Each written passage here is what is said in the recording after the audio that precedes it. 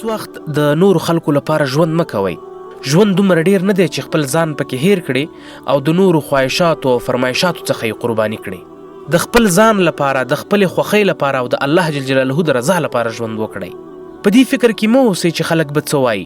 دا ډیر زوړ او بې معنا سوچ دی. خلک چې اوزګار وي هر څه وایي. په کار بوخت خلک خپل کار او ژوند کوي او په نورو پسې نه غږیږي. هغوی چې په نورو پسې خبرې کوي خپل ژوند یې له ډېرو تېروتنو، بدبختۍ او ناپاکیو څخه ډک وي. الله جل جلاله رضا کړه، د الله جل جلاله امور ومنه او د الله جل جلاله اطاعت وکړه، ته تر ټولو بریالی او کامیابه سړی. د خلکو په کیسه کې مه اوسه. خلک هر څه وایي، خو پام چې خپل مقصد درنه هیر نشي.